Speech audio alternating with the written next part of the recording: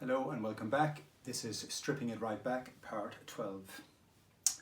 So yes, another question I was asked to talk more about, shed more light on what I mean by there are God-sized concepts within. Yes, God-sized concepts within our little brains. So what do I mean by that? So yes, in the last stream I was talking about composure in composition. Okay, composure in composition. Well, composure, composition, these are mechanisms of the mind, these are modes to be able to compose, to be actively engaged in composing one's mind around the composition of whatever, music or surgery or space travel or God or consciousness. Consciousness has a composition too. I've been giving it a systemic, I've been placing a systemic agency around consciousness, and that's its composition now. The system gives rise to the composition, if you will, if you can find composure with that.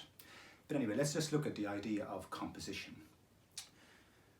Right now you can close your eyes, okay, and you can feel, you can internalize, like I said, sight is internal. You can start to structure your mind internally around the whole world, okay.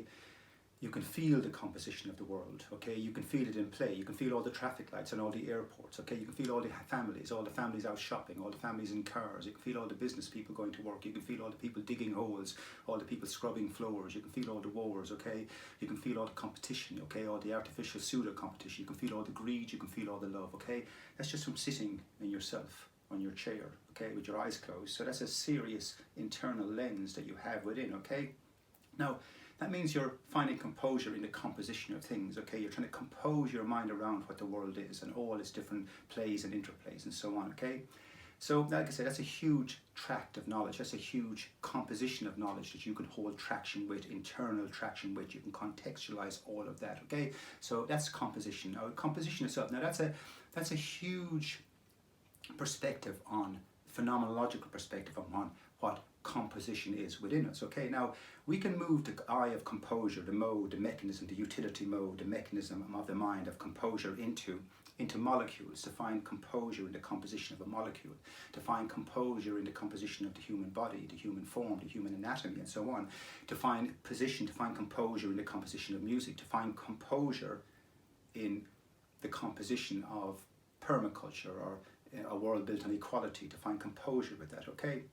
So the mind, like I said, is equipped with this huge mode, which is composition. Now, let's take it further, okay?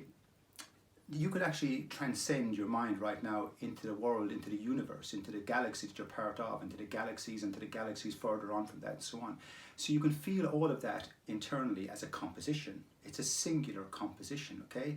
Okay, you can actually fragment all the compositions into different categories. Like categorization is a mode of the mind, okay? So you can categorize planets and people and life forms and plant forms. You can start to categorize and sort of break down the whole universe into little packages, little, micro compositions, if you will, okay?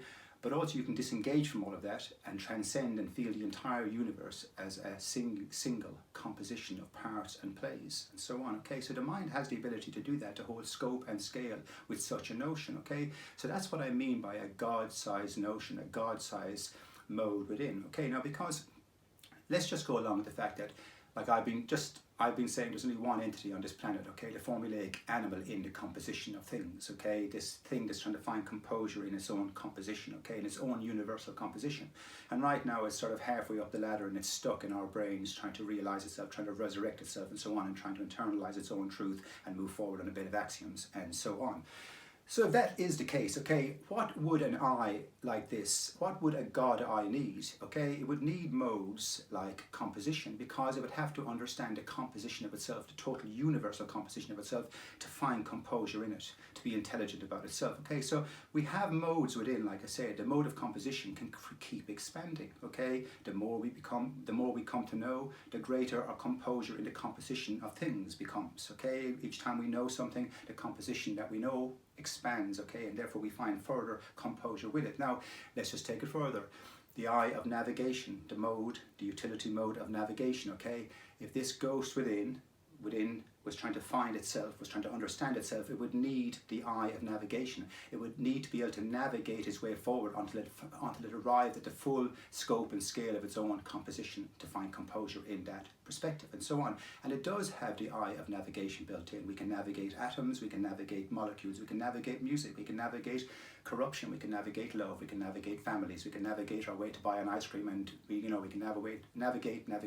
We can navigate our way back through history, we can navigate our way forward, all around the coordinates, okay? So like I said, navigation, we can navigate our way to the stars, we can navigate our way to galaxies beyond galaxies, and so on. We can navigate our way there around all the fixed coordinates, and so on. So navigation itself too, if there is a ghost within, okay, and it wants to understand and see itself, it's going to need the eye of navigation, and it's going to need it to have total scope, okay, so it can find total unification with things. And unification is a mode, a utility mechanism of the mind that allows us to find unification with things, unification with music, unification with each other, unification with the idea of harmony in relation to the species and what we desire, and so on and so on. So, okay, so unification is built in. And unification, once again, is a God-size mode. If something is within us that's trying to resurrect itself and find composure in its own composition, it'll have to be able to unify that perspective, okay? And unification its scope and scale seem to be total. So if you go through all the modes, we can evaluate. We can evaluate and keep evaluating the equation, and keep evaluating, keep adding and subtracting and adding and internalizing and transposing into all the fixed positions and aligning with all the fixed axioms that carry us forward on the path, and so on. So that's what I mean by God-size notions within. There are God-sized modes within our minds, okay? And we have to ask further questions of that, okay? Because this set of modes that I keep, shedding light on, I believe, this is what we are, okay? I don't believe ourselves to be, what is a human, okay? What is a human? So let's just take imagine there's a little microchip. We're AI robots, and there's a little microchip planted in our heads, okay? Well, we are the microchip, okay? We're not the body. So the microchip for me, in the holistic transcendental sense, is the set of modes that I have been trying to relay all along. That's what I believe we are. I'm going to pull the microchip out of all your heads, okay, and I'm laying it down in an objective way so you can subject yourself to it, so you can internalize it and find yourself in the picture, as something that seems to be huge, something this system, when you get into it, it has no time for the pettiness of ego. Okay, this is a very important point. We're all lost in ego. Me, and we can be humble with our egos too, but we're all lost. Ego, it's pathetic in its own way, okay? And this system is something gigantic inside of it, something transcendental, something that transcends ego, the pettiness of ego. So why is this thing within, and why is it loaded with a set of God-size utility modes? Anyway, I think I'll leave it on that. I hope that answers your question. Anyway, more questions, and we'll keep reflecting, and we'll keep unpacking, and we'll keep building until we all arrive at this, beautiful thing that is inside of us, growing and wanting to come back to life. Peace and love and logic.